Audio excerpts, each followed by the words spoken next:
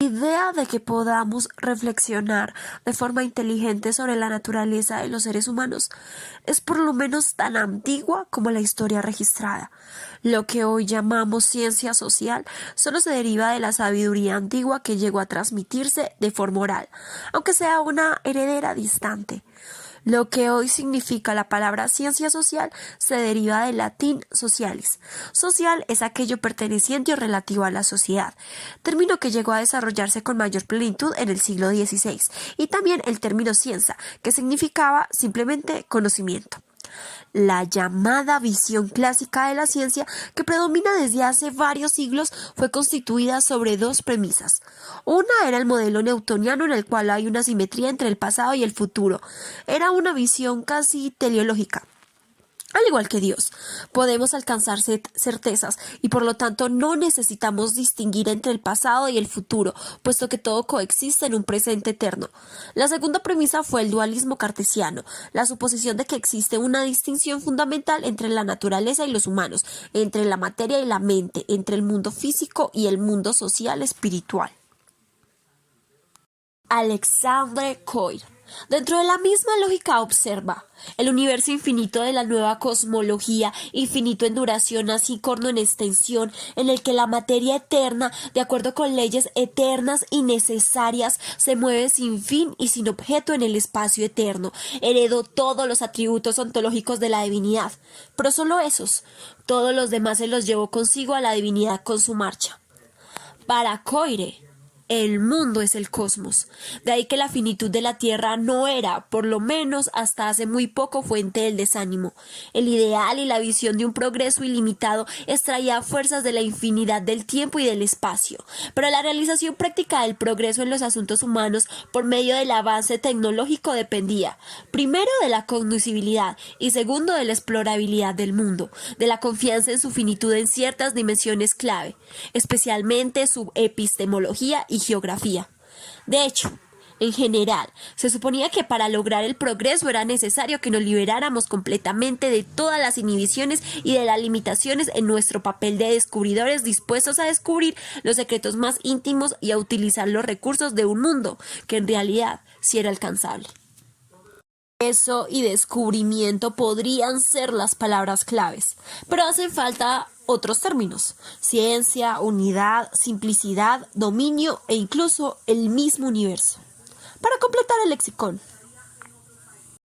En el siglo XVIII nació la idea de una ciencia más exacta para basar las decisiones. Aquí, la universidad tiene un papel fundamental, porque revive y se transforma. Fue principalmente dentro de la Facultad de Filosofía donde se construyeron las modernas estructuras del conocimiento.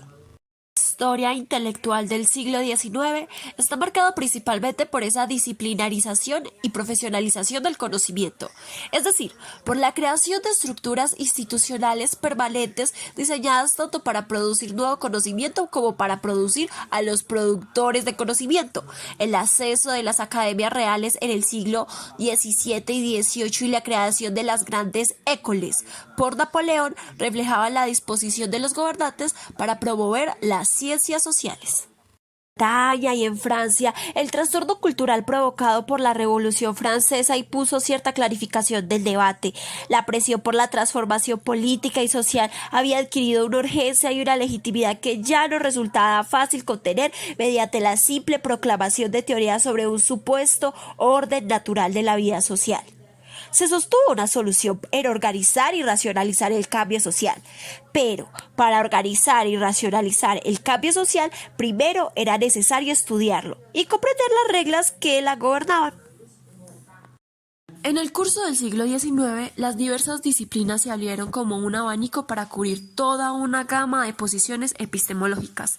En un extremo se hallaba primero la matemática, actividad que no era empírica, y a su lado las ciencias sociales experimentales, a su vez en una especie de orden descendente de determinismo, física, química, biología. En el otro extremo estaban las humanidades o artes y letras, que empezaban por la filosofía, simetría de la matemática como actividad no empírica, y junto a ella el estudio de prácticas artísticas formales como son la literatura, pintura, escultura y musicología, y llegaban a menudo en su práctica muy cerca de la historia, una historia de las artes, y entre las humanidades y las ciencias naturales, así definidas, quedaban el estudio de las realidades sociales con la historia, ideografía, más cerca de las facultades de artes y letras, y a menudo parte de ellas, y la ciencia social, nomotética, más cerca de las ciencias naturales, a medida que la separación del conocimiento en dos esferas diferentes, cada una con un énfasis ¿Qué dijo Andrés? ¿No se te epistemológico escuchó? diferente, que se endurecía cada vez más, los estudiantes de las realidades sociales Pues, o sea, quedaron ¿para qué? atrapados Pero si en en la él clase de y epistemología. profundamente divididos en torno a esos problemas epistemológicos. Todo esto, sin embargo, estaba ocurriendo en un contexto en el que la ciencia newtoniana, para ser exacta, había triunfado sobre la filosofía especulativa, también para ser exacta, y por lo tanto había llegado a encarnar el prestigio social en el mundo del conocimiento.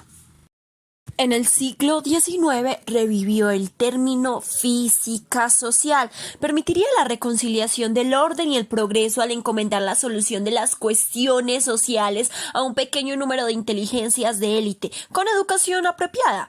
De esa forma, la Revolución Francesa terminaría gracias a la instalación de un nuevo poder espiritual. Así quedaba clara la base tecnocrática y la función social de la nueva física social. Una frase del señor John Stuart Mill. La ciencia de la naturaleza humana está lejos de alcanzar los estándares de exactitud que hoy se alcanzan en astronomía. Pero no hay razón para que no pueda ser tan científica como el estudio de las mareas, a como lo era la astronomía cuando sus cálculos solo había alcanzado a dominar los fenómenos principales, pero no las perturbaciones. La creación de las múltiples disciplinas de ciencia social fue parte del intento general del siglo XIX de obtener e impulsar el conocimiento objetivo de la realidad con base en descubrimientos empíricos. El proceso de institucionalización de este tipo de actividad de conocimiento no fue ni simple ni directo. Lo primero que debemos observar es dónde se produjo esa institucionalización. La actividad en la ciencia social durante el siglo XIX tuvo lugar principalmente en 5 puntos: Gran Bretaña, Francia, las Alemanias, las Italias y Estados Unidos. La segunda cosa que debemos observar es que en el curso del siglo se propusieron un gran número y diversos conjuntos de nombres, de temas o disciplinas, que son la historia, economía, sociología, ciencia política y antropología.